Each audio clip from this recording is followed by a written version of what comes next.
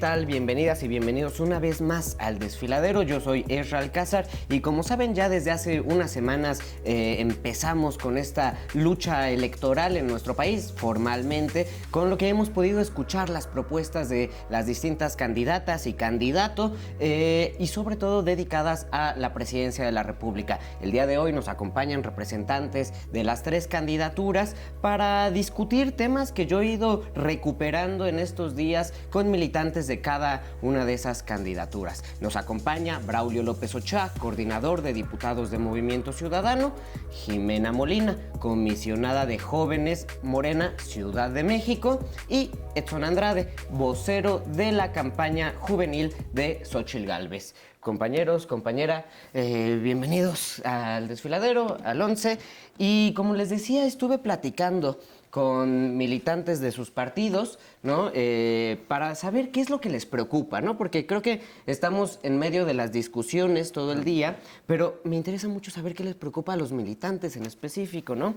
Y algo que me sorprendió, voy a empezar por la izquierda, de los militantes de Movimiento Ciudadano, era que no terminan de verse, ¿no?, representados. Y eso me parece muy curioso porque la candidatura de Álvarez Maínez fue muy sorpresiva, ¿no? Apenas está empezando a salir, a diferencia de las otras dos candidatas. Les preocupa la poca visibilidad, ¿no? Y es algo que yo he interpretado mucho cuando salgo a la calle, ¿no? El otro día un Uber me decía que si Álvarez Maínez era el compadre de Samuel García, ¿no? Entonces, esa sorpresa, ¿qué es lo nuevo? ¿Qué es eso nuevo que están vendiendo? Muchas gracias primero, Ezra, por la invitación y saludar a Jimena y a Edson.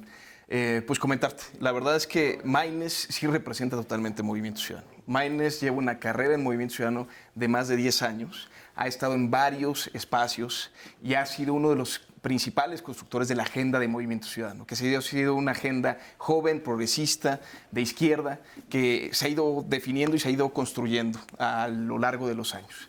Es el menos conocido y hay razones para ser el menos conocido, pues por las candidatas de la Alianza y de Morena empezaron sus campañas de manera ilegal hace muchísimo tiempo. En el caso de Claudia Sheinbaum, más de 2 años. En el caso de Xóchitl Gálvez, empezó por ahí de mayo, junio, ¿no? Y cuando los tiempos electorales son a partir de noviembre. Entonces es obvio que se conoce menos que las demás, pero la verdad es que nos bastan estos días para efectos de demostrar quién es Maínez, quién es Movimiento Ciudadano, que por primera vez lleva una candidatura a la presidencia, y pues eso nos emociona muchísimo. ¿Y cómo lo podríamos definir? Porque hay una idea del Movimiento Ciudadano acá en la Ciudad de México que es muy progresista, pero el Movimiento Ciudadano del Bajío pareciera ser completamente lo contrario. Entonces, encontrar en eso la propuesta que hay, ¿no?, es muy difícil, además de la poca visibilidad.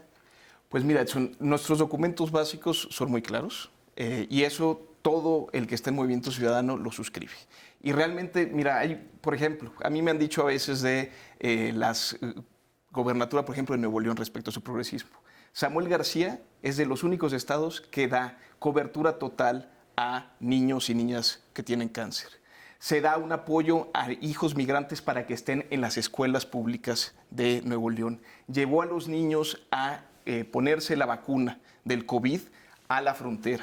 Ha hecho las escuelas de tiempo completo cuando el gobierno federal las eliminó. Es decir, si no hay progresismo en esas políticas públicas, ¿dónde lo hay? Okay.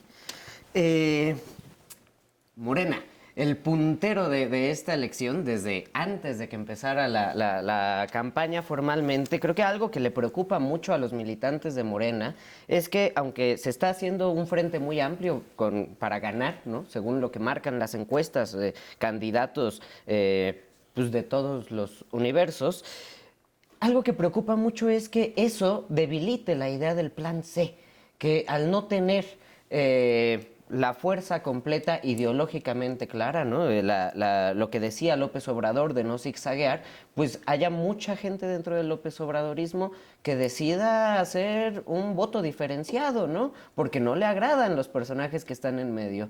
¿Cómo ves esto?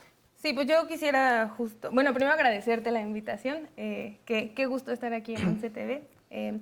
A ver, yo quisiera empezar justo aclarando en primer lugar pues que las incorporaciones que han venido procesándose al interior del movimiento pues son incorporaciones que responden a un movimiento popular, ¿no? Que busca no solamente ser una cámara de eco, que creo que en gran medida es algo que le ha pasado a Movimiento Ciudadano, sino que estamos hablando pues de un movimiento mucho más amplio, ¿no? O sea, finalmente llegamos a la presidencia con millones de votos y que estas incorporaciones pues son para seguir expandiendo la representación de la mayoría de las personas. En cuanto a la pérdida de la bruja ideológica, pues yo creo que eso es muy complicado, en primer lugar pues porque tenemos a un dirigente político llamado Andrés Manuel López Obrador, que hoy en día sigue siendo el principal comunicador político, quien sigue marcando la agenda política del país y que tiene una dirección ideológica muy clara, ¿no? Y que además la doctora está retomando los principios de este obradorismo y añadiendo su propio toque, su propio sello, que es ambientalista, científico. Y yo creo que mientras la dirigencia tenga una claridad ideológica, como lo ha demostrado la doctora en sus 100 puntos del plan de gobierno, pues eso va a seguir siendo una realidad. Es que yo creo que sí, Claudia Sheinbaum lleva esa idea, ¿no? Sus 100 puntos creo que están allí, pero, no sé, el votante poblano dice, pues sí voy con Claudia Sheinbaum, pero a lo mejor este diputado no me encanta. ¿No eso pone en riesgo esa continuación, esa profundización de la 4T? Yo creo que es normal en un proceso político tan complejo que no todo el mundo se sienta 100% satisfecho, ¿no? Me parece de lo más natural. Todo procesamiento político tiene implicaciones y costos. Lo que sí creo y que es algo que nos hemos empeñado en reproducir tanto la militancia como el presidente como Claudia Sheinbaum, es decir, que este proyecto de nación no se puede terminar de consolidar si no tenemos una mayoría en la Cámara de Diputados. Y eso es importante para que los principios ideológicos en los que basamos nuestra forma de gobernar, nuestra forma de militar, nuestra forma de participar políticamente, pues se conviertan en una realidad. Entonces es eso, ¿no? Como asumir que el proyecto de nación, para que sea una realidad consolidada, pues requiere de un entramado completo en las instituciones. No sé si van a salir convencidos los López Obradoristas que nos estén siguiendo. Xóchitl Gálvez, creo que tuvo un gran atino al poner sobre la mesa el tema de seguridad, ¿no? Un tema fundamental del que ya todos están hablando. Sin embargo, después de atinarle, las ocurrencias se fueron dando, ¿no? La megacárcel, después no megacárcel, después la Guardia Nacional. Y creo que algo que les está preocupando mucho, y se nota mucho también en las columnas políticas, y ella lo mencionaba hace un par de días, es que creo que ella está manteniendo sola su campaña, que está medio abandonada. Me falta ver un equipo que logre terminar de construir, por ejemplo, la propuesta de seguridad, ¿no? Y que no sea solamente estas ideas que ella va lanzando. ¿Cómo ves tú esto, no? Ella decía ayer que por favor dejaran de promoverse los jefes de los partidos políticos y ayudaran a la campaña. ¿Cómo ves esta campaña de Xóchitl Gálvez? Mira, yo creo que si hay algo que no tiene la campaña de Xóchitl Gálvez son ocurrencias. Okay. Hablar de una ocurrencia en el tema de seguridad, pues incluso podría ser grosero para los mexicanos, considerando que en los últimos 5 años más de 180,000 personas han sido asesinadas, más de 70,000 han desaparecido, que vivimos una profunda crisis de inseguridad y mucha gente criticó el tema de la cárcel que propone Xóchitl Gálvez, pero al contrario, realmente, digo, si queremos frasear la propuesta de la cárcel en una sola frase, pues obviamente una megacárcel no convence a nadie, pero hay que meternos a ver realmente qué es lo que propone, ¿no? Qué es la propuesta del PRI, PAN y del PRD encabezada por nuestra candidata, justamente propone que dejemos ya de tener este sistema punitivo en el que la mayoría de las personas entran a las cárceles por robar comida, por robar artículos de primera necesidad y que realmente quienes estén adentro de las cárceles sean los sicarios, sean los que componen las filas del crimen organizado y demás. Una cárcel justamente que tenga todas las necesidades, todas las adecuaciones para pues mantener dentro a este tipo de delincuentes, ¿no? Creo que es muy importante enfocarnos en este momento que vive nuestro país tan doloroso, en el que tantas familias han perdido seres queridos, en el que las madres buscadoras no encuentran una puerta que les abran para ser escuchadas, y que dejemos ya de darle abrazos a los criminales y que los balazos no los llevemos los mexicanos. Es tiempo de cambiar esa ruta y es tiempo de que ahora pues los abrazos se los lleven los jóvenes, se los lleven los padres, las madres de familia, y los delincuentes tengan su castigo.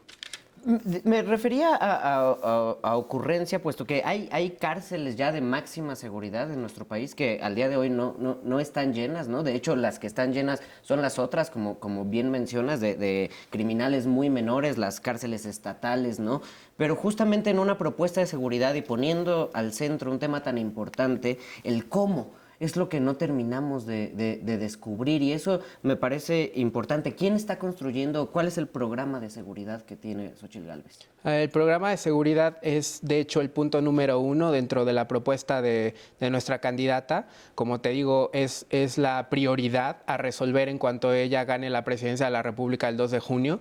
¿Quién lo está construyendo? Pues lo está construyendo un equipo de expertos, equipo de personas que ya han estado en el ámbito de seguridad en otros gobiernos, también intelectuales, parte de la sociedad civil.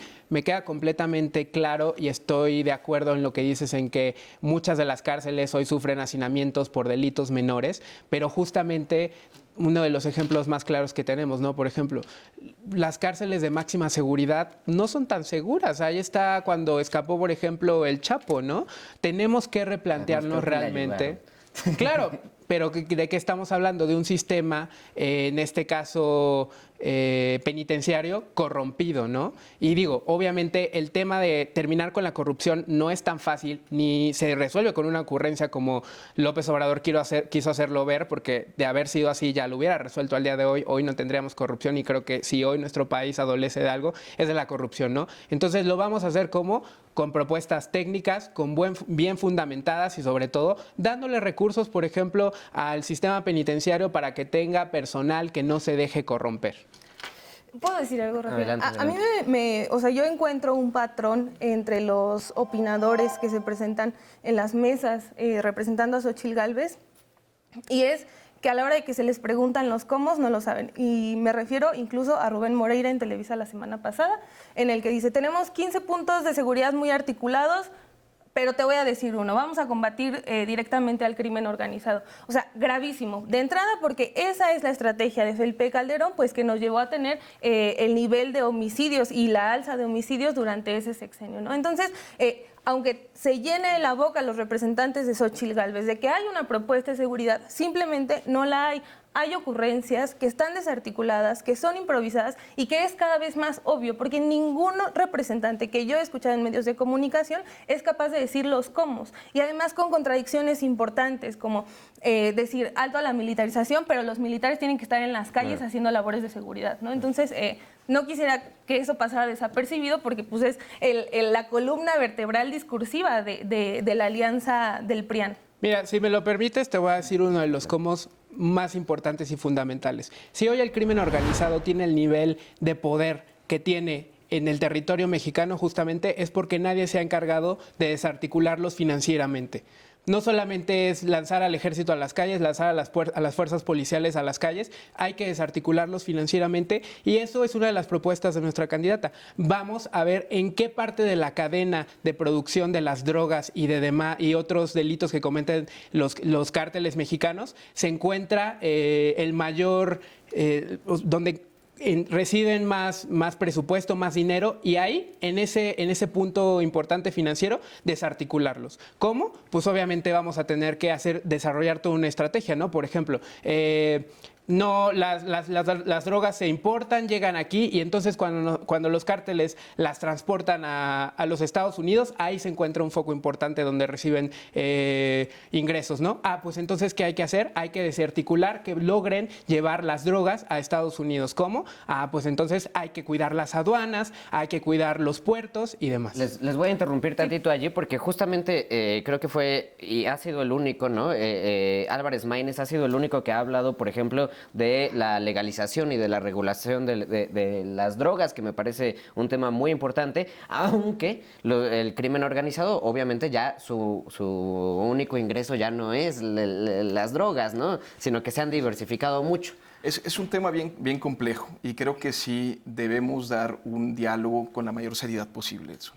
¿Por qué? Porque la verdad es que tanto Morena como el PRI y el PAN han optado por un sistema de militarización del país. El PAN, PRD y Morena y aliados han optado por un sistema militarista y han ido recrudeciendo este mismo sistema que empezó con Felipe Calderón, continuó con Peña y ahora continúa con Andrés Manuel y probablemente con quien gane de las opciones, a menos que sea Álvarez Maínez. Y eso lo tenemos que tener muy claro. ¿Y por qué lo digo? Fueron propuesta del PRI, aprobada por Morena para ampliar el plazo de las Fuerzas Armadas en tareas de seguridad. Porque no las puede sacar tampoco, ¿no? Pero la ampliación, o sea, digamos, cuando se hizo la reforma para la Guardia Nacional, justo se fijó un plazo de 5 años. De hecho, recordemos el pronunciamiento de Tatiana Cloutier respecto a que es responsabilidad de un mismo gobierno buscar justo remediar lo que está solicitando de una manera extraordinaria. Y no lo hicieron. Y también votaron juntitos, también hay que decirlo, prisión preventiva oficiosa. Ahorita decía Edson, por ejemplo, que hay muchas personas inocentes en la cárcel. Bueno, son más de 100,000.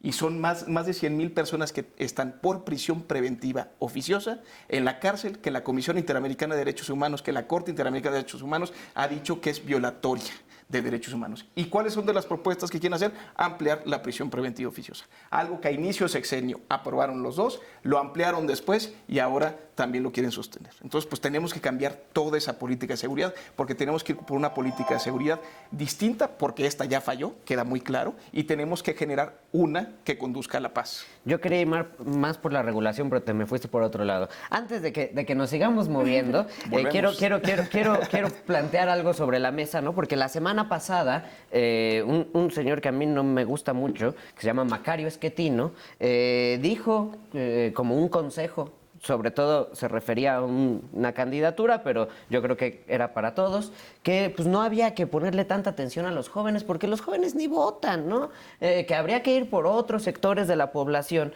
Y eso me pareció muy grave, ¿no? Porque empezar a desestimar la opinión de los jóvenes, ahí entramos en un error, ¿no? Y digamos, si lo queremos ver más desde su lado o de sus cercanías ideológicas del señor Schettino, Javier Milei ganó con un gran apoyo de los jóvenes. Entonces, ¿qué es lo que traen? Ya tenemos estos temas que nos parecen súper importantes, sobre todo el de seguridad, pero ¿cuáles son las propuestas para los jóvenes? O si sus candidatos están proponiendo algo para los jóvenes. Empiezo por acá y nos damos la vuelta, ¿va? Yo quisiera destacar dos cosas. La primera es relacionado con Jóvenes Construyendo el Futuro. Jóvenes Construyendo el Futuro ha mostrado ser un programa que efectivamente no solo las principales beneficiarias terminan siendo las mujeres, sino que además ha tenido una efectividad del 61% de las personas que entraron al programa lograron capacitarse, entrar a un empleo formal. Entonces, eso va a seguir siendo una continuidad en el gobierno de Claudia Sheinbaum. ¿Qué otra cosa veo también? Veo también en términos de agenda feminista, que es una agenda que además nos interpela particularmente, diría yo, que a las mujeres jóvenes, también veo mucha claridad respecto a eso, ¿no? Veo una apuesta por el Sistema Nacional de Cuidados, veo también una claridad de agenda en cuanto a prevención de la violencia, en cuanto a combatir la impunidad en casos de violencia de género y que además ha tenido resultados esa estrategia aquí en la Ciudad de México. Y bueno, en ese mismo sentido, hay una cosa que me parece muy importante en términos de la política de seguridad, que tiene que ver con la atención a las causas, que esa es la principal insignia tanto de Andrés Manuel como de la doctora. Y es que la principal estrategia de seguridad es atender las causas de la violencia. Y eso significa empleabilidad, salarios justos, significa capacitación para el trabajo, acceso a la vivienda, que entre otras cosas, de parte de la doctora Claudia Sheinbaum, pues una de las propuestas es construir más vivienda social. Entonces yo dejaría como esos temas sobre la mesa. Edson, fíjate que me pareció muy interesante porque el otro día Cayetana Álvarez justamente hacía un llamado a los jóvenes, ¿no? Pero una de las propuestas que he escuchado por parte del PRI es una especie de apoyo económico para que inicien, PRI, PAN, PRD, por la alianza, para que inicien, ¿no? Como diferenciando y tengan sus negocios y todo eso, pero se contradice un poco con lo que planteaba Cayetana a esos jóvenes rebeldes, que pues otra vez es el padre Estado que viene y te da dinero, ¿no? ¿Cómo ves? ¿Qué propuestas traen para los jóvenes? A ver, para empezar, los jóvenes somos muy importantes en este país, somos el 30% de la población nacional y sin duda nos descuidaron completamente en estos 6 años, y no solo eso, sino que nos lanzaron de facto a la ola de violencia, ¿no? Justamente quiero recuperar lo que dice Jimena, porque Jóvenes Construyendo el Futuro ha servido para desviar 170 millones de pesos, para eso ha servido. Los jóvenes sin duda queremos apoyo, sí, no queremos que nos den todo en las manos, queremos emprender. Sabemos que el modelo laboral en todo el mundo después de la pandemia ha cambiado. Hoy los trabajos que tenemos los jóvenes no son convencionales. Y justamente nosotros tenemos esta inquietud de emprender, formar nosotros las fuentes de trabajo. Y sí, nuestra candidata Xochitl Gálvez le apuesta a que los jóvenes emprendamos, pero de una manera inteligente, de una manera bien articulada. Ahora, una de las propuestas más importantes de nuestra candidata justo es la vivienda social. Y me gustaría rescatar también algo que dijo Jimena.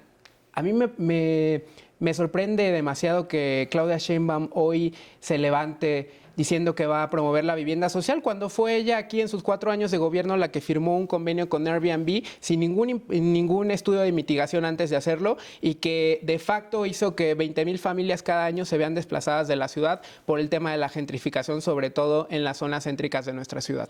Entonces, hoy los jóvenes capitalinos, nosotros, los que vivimos aquí, sufrimos sin duda una crisis de vivienda y una crisis de gentrificación sin precedentes a causa de la doctora Claudia Sheinbaum. ¿Y qué es lo que vamos a hacer? Xochitl Gálvez justamente va a incentivar esta creación de vivienda social, pero creación de vivienda social de verdad, no como la que quisieron poner aquí en la Ciudad de México con el plan de regeneración urbana, que al día de hoy no sabemos a quién se vendieron esas viviendas. No nos va a sorprender si el día de mañana descubrimos que están en manos de políticos, ¿no? Entonces, va a haber mayores apoyos. Como los del cártel inmobiliario. Sí, hay un cártel inmobiliario en la Ciudad de México que encabeza el gobierno de la Ciudad de México, Claudia Sheinbaum, Carlos Ulloa, la CEDUBI. Entonces, porque los principales beneficiarios fueron los exalcaldes panistas. Mira, yo te puedo dar los datos concisos de cuáles fueron las consecuencias de ese convenio firmado por Claudia Sheinbaum. Y justamente, a ver, paréntesis rápido, pero si hoy por alguien pasan los permisos de construcción y las verificaciones, es por el gobierno de la Ciudad de México. Entonces, nos vamos justamente a enfocar en la creación de vivienda social para todos los jóvenes. Que termine para... Sí, ahora sí. Pues se supone que su campo de trabajo son los jóvenes, ¿no? ¿Qué traen para los jóvenes? Totalmente, Edson. Fíjate, la verdad es que los jóvenes en México están condenados a la incertidumbre. Y así hay que decirlo con toda claridad. No sabes si vas a tener una casa. No sabes si vas a tener una pensión. Los derechos laborales están muy debilitados. No sabes si quieres tener hijos o no por las circunstancias del medio ambiente, del agua, cómo van a estar. Tenemos que ir justo debatiendo cada uno de estos temas y cambiar esta posibilidad. O sea, creo que lo que tenemos que hacer es hacer conscientes a las personas que pueden tomar el mando desde hoy, que no se tienen que esperar a tener 50, 60 años para decir qué dejamos de hacer, sino desde hoy cómo nos comprometemos. Y a eso convoca Movimiento Ciudadano, convoca el talento, convoca la juventud, convoca justo a un país distinto que se puede generar desde ya. Y en eso estamos trabajando. Y nos dicen que los jóvenes no participan. Pues bueno, Samuel García, del 8% a ganar la elección, fue apoyado por jóvenes. Enrique Alfaro, del 2% a ganar la elección fue con el apoyo juvenil. Entonces se puede construir distinto y eso estamos haciendo, convocando a ellos. Como les había dicho, este programa es súper breve, se nos está acabando el tiempo y pues queda tiempo para una rondita en donde echen su conclusión, qué les falta, qué les sobra de este inicio de campaña. Otra vez arrancamos con Jime, pasamos con Edson y nos venimos acá con Braulio, ¿te parece? Va. Pues yo no quiero dejar de resaltar que hace apenas unos días se publicó una encuesta del Financiero en la que se reflejaba que los jóvenes de entre 18 y 29 años, el 49% tiene una intención de voto por Morena. Y que eso no es coincidencia, que eso es producto de que incluso las generaciones más jóvenes se sienten representadas por un proyecto humanista que busca atender las causas de la violencia, que busca que el Estado asuma la responsabilidad de atender las necesidades de la mayoría de la población, que hoy en día tiene un camino muy claro con unas propuestas que presenta Claudia Sheinbaum, que no solo son técnicas en el sentido de que reflejan los cómo, sino que también son ideológicamente muy claras de qué país queremos construir. Y es un país con paz, con justicia para las mujeres, con un sistema nacional de cuidados, con justicia para las jornaleras y las mujeres que trabajan en las maquilas y con justicia social y bienestar para todas las personas. Edson. Sin duda alguna también de parte de la campaña de Xóchitl Gálvez estamos muy contentos. Ya solamente estamos a 13 puntos de Claudia Sheinbaum, algunas encuestas incluso nos colocan a 5 puntos y eso no es coincidencia, sino es resultado de que los mexicanos y las mexicanas hoy saben que el país está peor que nunca, que no podemos perpetuar 6 años más una ola de inseguridad donde nos maten por el simple hecho de salir a las calles, donde nos maten por el simple hecho de salir a buscar oportunidades. Xóchitl Gálvez va a llegar y va a llegar de la mano de todos, sin olvidarse de nadie. Reintegrando, por ejemplo, las estancias infantiles para las mujeres, para que las mujeres que quieran trabajar o necesiten trabajar, quieran superarse, pero a la vez también formar una familia y tener hijos, lo puedan hacer y no se vean obstaculizadas justamente por las decisiones del gobierno de Morena y de López Obrador.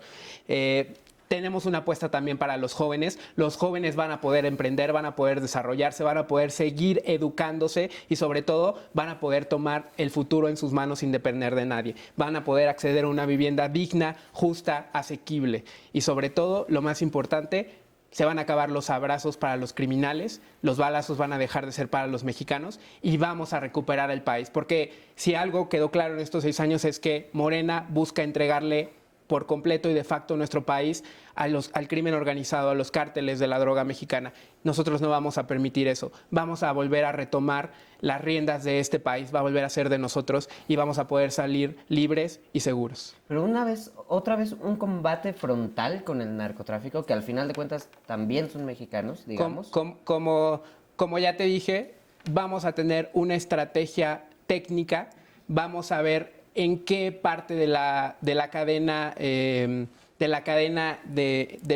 los cárteles mexicanos se encuentra el mayor foco de financiamiento para desintegrarlo y entonces cuando estén débiles, sin recursos, sin financiamiento, las fuerzas policíacas los puedan enfrentar. Follow the money. Lo primero que hay que decir es que las campañas apenas empezaron el 1 de marzo, ¿no? Las otras campañas fueron ilegales. Gastaron recursos públicos a diestra y siniestra y eso creo que es muy penoso y que además se basa en una campaña ilegal quien quiera llegar a la presidencia de la República, creo que es terrible. Más allá de eso, son sumamente aburridas y la gente lo percibe, te lo dice, ya están hasta el gorro de verdad de cómo han estado. Y tercero, pues sí, debaten fantasías. Unos te dicen, estamos en Dinamarca, todo va excelente. Y otros te dicen, estamos en Venezuela y esto se está yendo al carajo. Y ninguna de los dos. La mayoría de los mexicanos justo no pensamos que esas fantasías están presentes, sino que se puede construir otro país, se puede construir en otras circunstancias y en eso está trabajando Movimiento Ciudadano. Por eso estamos con Maynes, por eso está Movimiento Ciudadano por primera vez en la boleta presidencial, Edson. Qué gusto que le digas Maynes, porque ya ahora todos los comerciales dicen Álvarez nada más, como que le quitaron el Maynes, pero muy bien. Compañeros, muchas gracias. Me parece muy interesante esto que dicen de la juventud. Yo no termino todavía de identificarlo, ¿no? Además, cuando uno se pone a ver las listas de diputados, senadores, los plurinominales, hay como una gerontocracia política difícil de quitar en todos lados, ¿no? Pero bueno, seguiremos hablando. Muchas gracias, Edson. Muchas gracias, Jimena. Gracias. Muchas gracias, Braulio. Esto fue El Desfiladero, nos vemos la próxima semana.